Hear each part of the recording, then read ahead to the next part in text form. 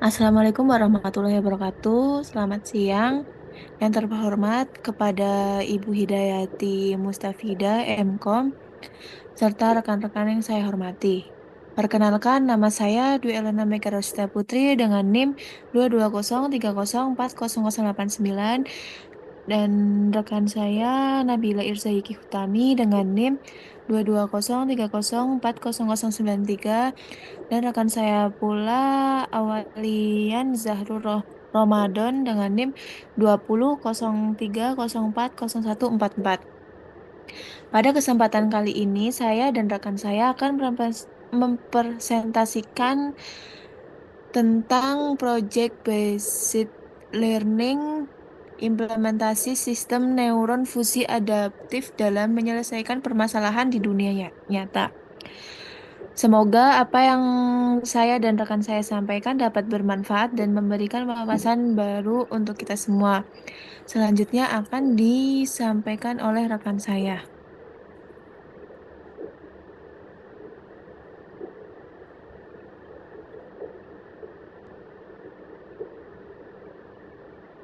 Program ini ditulis menggunakan bahasa Python. Tujuan utama dari program ini adalah untuk menganalisis gejala yang dialami pengguna, lalu mencocokkannya dengan beberapa pola penyakit umum. Misalnya itu ada batuk, pilek, demam, dan lain-lain. Untuk outputnya berupa kemungkinan penyakit yang sesuai dengan gejala tersebut. Program ini terdiri dari 4 langkah utama, yaitu pertama, kita akan menerima input berupa daftar gejala. Yang kedua, kita normalisasikan teks agar tidak sensitif terhadap huruf kapital. Yang ketiga, program akan memeriksa apakah gejala yang diberikan cocok dengan pola penyakit yang didefinisikan. Yang terakhir itu program akan memberikan hasil diagnosa kepada pengguna. Pada bagian diagnosa penyakit, menerima input berupa list gejala. Pertama-tama kita ubah semua gejala menjadi huruf kecil, lalu kita ubah ke dalam bentuk set untuk mempermudah pencocokan. Setelah itu kita gunakan metode is subset untuk mengecek apakah gejala tertentu terdapat dalam input pengguna. Misalnya akan menginputkan gejala demam, batuk, dan pilek, maka program akan mencocokkannya dan menampilkan hasil bahwa kemungkinannya akan pengguna akan terkena flu. Program ini bisa mengenali 5 jenis penyakit berdasarkan kombinasi gejala yang telah diinputkan.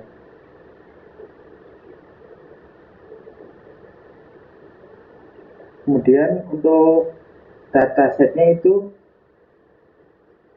misalnya pada demam, batuk, pilek itu 111 untuk satu itu gejala akan muncul, sedangkan yang 0 itu tidak akan muncul. Kemudian dalam kolom kemungkinan terkena flu adalah output target yang bisa digunakan untuk model regresi atau dikategorikan menjadi kelas, misalnya itu flu atau tidak flu. Kemudian akan dijelaskan oleh rekan saya.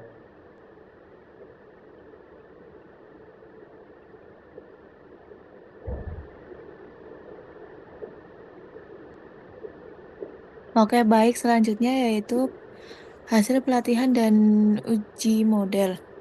Setelah sistem neuron fusi ANFIS dirancang dan dilatih menggunakan data gejala dan diagnosa penyakit, langkah selanjutnya adalah mengevaluasi performa sistem untuk memastikan bahwa model dapat bekerja secara akurat, cepat, dan andal dalam memberikan diagnosa. Selanjutnya yaitu ada evaluasi performa, yaitu contohnya ada akurasi, MSE, dan lain-lain. Yang pertama yaitu akurasi. Akurasi mengukur presentase prediksi diagnosa yang benar dibandingkan dengan total prediksi. Rumusnya, akurasi sama dengan jumlah prediksi benar per jumlah total data diuji dikali 100%. Interpretasi semakin tinggi nilai akurasi, semakin baik model dalam mengidentifikasi penyakit dengan benar. Yang kedua yaitu ada mean squared error atau biasa disebut MSE, metrik regresi untuk mengukur rata-rata kesalahan kuadrat antara nilai prediksi dan nilai aktual. Rumusnya yaitu MSE sama dengan N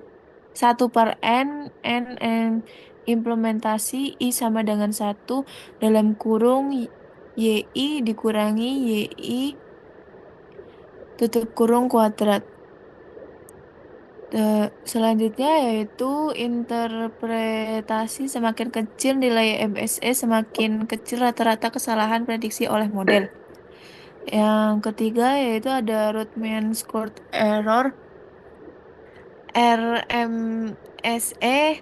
Akar dari MSE digunakan untuk menginterpretasikan kesalahan dalam satuan yang sama dengan output atau diagnosa. Rumusnya yaitu RMSE sama dengan MSE kuadrat. Selanjutnya, interpretasi RMSE yang rendah menunjukkan model yang stabil dan tidak terlalu menyimpang dari nilai sebenarnya. Yang keempat, confusion metric. Jika output diklasifikasikan menyediakan rincian jumlah true positif atau TP, false positif atau FP, true negatif atau TN, dan false negatif atau FN, berguna untuk menghitung metrik tambahan seperti precision, recall, dan F1 score. Selanjutnya akan dibacakan oleh rekan saya. Baik, untuk selanjutnya itu ada interpretasi hasil dan diskusi. Untuk matrik evaluasinya, akurasi nilainya 89,5%.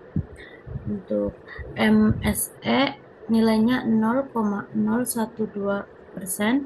Untuk RMSE-nya 0,109. Untuk precision-nya 0,91%. Untuk rekalnya 0,87.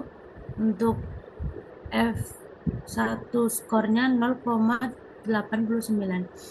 Kesimpulan evaluasi yang pertama itu adalah nilai akurasi tinggi menunjukkan bahwa sistem mampu melakukan klasifikasi penyakit dengan tepat berdasarkan input gejala. Yang kedua, MSE atau MSE dan RMSE yang rendah menunjukkan bahwa sistem cukup presisi dalam memprediksi keluaran. Yang ketiga, ada evaluasi ini membuktikan bahwa sistem neurofazi dapat diandalkan sebagai alat pendukung keputusan medis, khususnya di fasilitas yang belum memiliki sistem digitalisasi diagnostik yang baik. Selanjutnya ada kesimpulan. Untuk kesimpulannya adalah sistem diagnosa penyakit berbasis gejala merupakan solusi potensial untuk meningkatkan kualitas dan efisiensi layanan kesehatan, terutama di daerah yang kekurangan tenaga medis.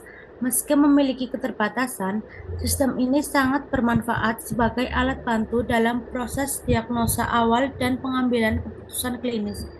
Pengembangan lanjutan dan integrasi dengan sistem informasi rumah sakit akan makin memperkuat dampaknya di dunia medis. Terima kasih. Sekian presentasi dari kami yang dapat kami sampaikan. Semoga apa yang saya dan rekan-rekan saya paparkan bermanfaat bagi kita semua. Cukup sekian, terima kasih. Wassalamualaikum warahmatullahi wabarakatuh.